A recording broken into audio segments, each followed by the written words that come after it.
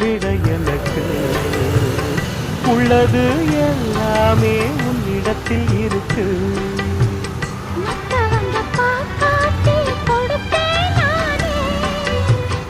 இப்ப இங்க ஆளேது ரகசியந்தானே.